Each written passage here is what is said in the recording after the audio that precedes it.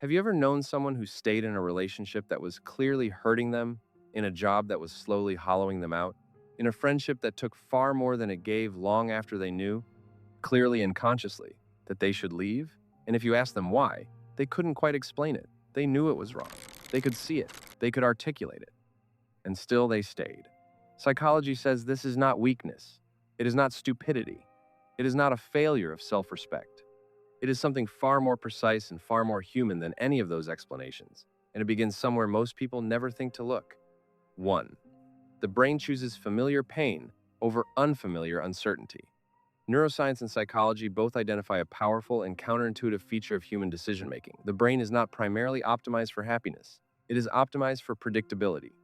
A known pain, however significant, registers as safer than an unknown outcome, however promising.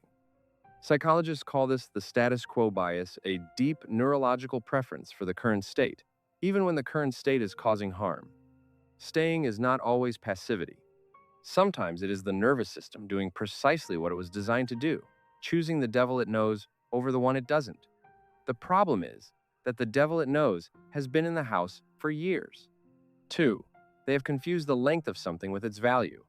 Research on sunk cost psychology shows that humans are profoundly reluctant to abandon investments of time, of emotion, of identity, regardless of whether continuing to invest produces any return. The longer someone has been in a situation, the more psychologically costly it becomes to leave it. Not because leaving becomes harder practically, but because leaving requires admitting that the years already spent were not moving towards something worth arriving at. And that admission is not a small thing.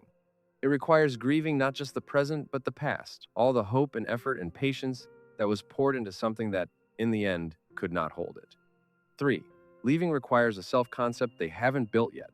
Psychology links the inability to exit harmful situations to something researchers call identity foreclosure, a state in which a person's sense of who they are has become so entangled with the situation they are in that leaving, it feels like losing themselves entirely.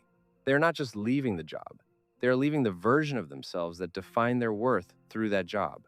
They are not just leaving the relationship. They are leaving the person they became inside it, the one who organized their life around another person's needs, the one who made this work, the one who stayed. And the person on the other side of leaving is someone they have not met yet. That unknowing is terrifying. 4. They are waiting for permission they will never be given. Research on external validation dependency shows that many people who stay in wrong situations are waiting unconsciously, persistently, for something outside themselves to tell them it is okay to go, for the situation to become bad enough that leaving is clearly justified, for the other person to do something unforgivable enough that the exit requires no explanation, for circumstances to shift in a way that makes the decision for them, because making the decision themselves, based solely on their own knowledge that this is wrong, feels insufficient, selfish, presumptuous. They were taught, somewhere, that their own feelings were not enough of a reason, and they are still living by that lesson. 5. Hope is one of the most powerful reasons people stay and one of the least examined.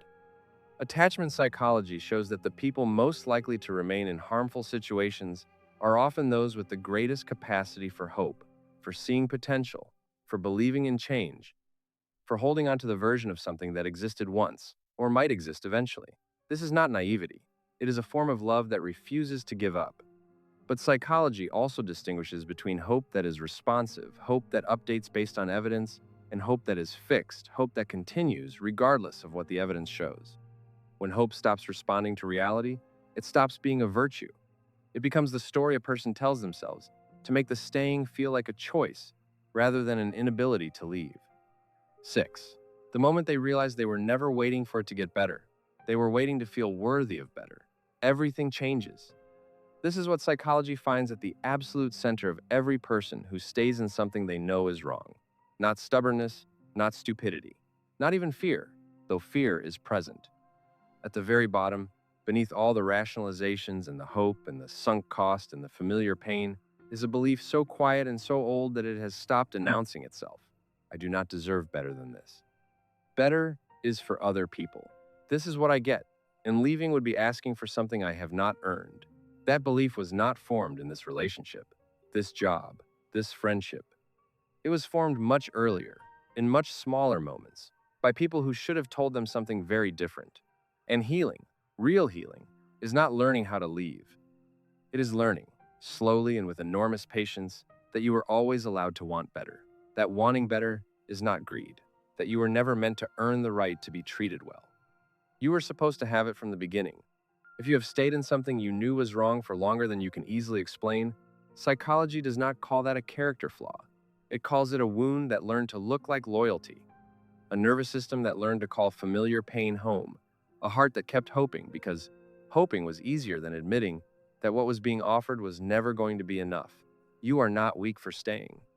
You were doing the best you could with what you had been given to believe about yourself.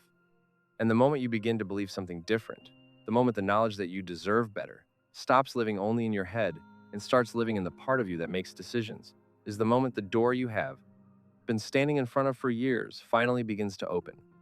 If this reached something in you that has been very quiet for a very long time, subscribe.